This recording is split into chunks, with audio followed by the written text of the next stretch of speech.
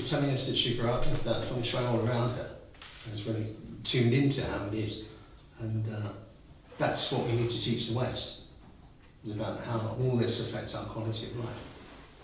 So welcome to the Feng Shui School of Excellence Foundation course, Taste Today, which is based on common sense, logic and natural science, the way that Feng Shui was originally practiced. Okay? So we use natural science to explain to our clients how Feng Shui works. And when you understand how Feng Shui works, it empowers you to take charge of your life and make better things happen. Okay? Traditionally, it's shrouded in mystery because it's great power.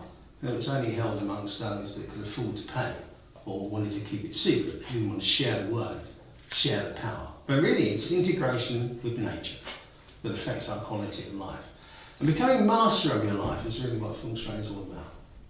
Okay? So not ignoring nature, not building high rises that you get further and further away from the land. Integrating ourselves with nature. It's already there. It's already affecting our quality of life.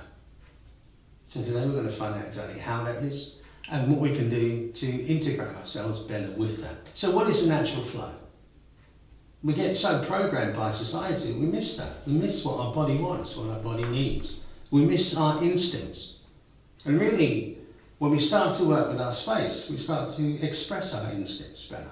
We start to be in tune with all that's around us. That's why we're saying we need you to help spread this word to the West. Like traditionally a lifeline, which when we get stressed, it goes like this. And what we do in Feng Shui is we take this, your lifeline, which should last 10 years, and do this. So it lasts a lot longer. So this is stress, this is Feng Shui. This is the flow that we're talking about. Going with the flow. So there's two different types of Feng Shui. There's one that uses a compass. That's traditional Chinese Feng Shui. And there's another one which is based on the power of the positive mind. Okay, and that actually began back in 1986, which is when I started Feng Shui, quite independently of what this thing was in America. But the traditional Chinese Feng Shui takes years to learn. Yeah, it doesn't have to take years. We teach you how to become a professional inside 1 year. And you're able to go out and get the same results that we do. I've been doing it for 30 years. So and I've got students all over the world, and by following the techniques that we have, you're able to get the same results wherever you are. And I do that. I go around the world doing Feng Shui. So I know it works. And in fact, my website is called Feng Shui That Works. I don't know if you've come across it. It's nearly a 20-year-old website. But yeah. So even then we knew that Feng Shui works. So they went to Hong Kong, Taiwan. He went to Taiwan and they said, no, you can't do that. So he went to an even much easier place in America, and they loved it.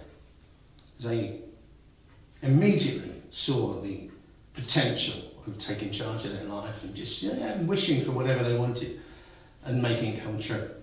So we have a lot of kind of confusion that goes on because it's based on the power of the mind and everyone thinks differently.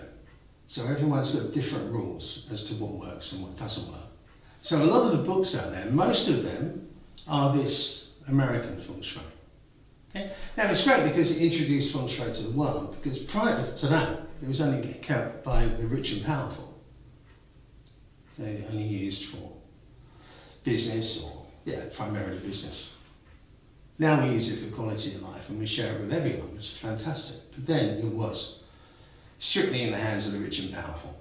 The American system came along and it broadcast it to the world. And it became a massive fad from the 80s, 90s, through to the early thousands.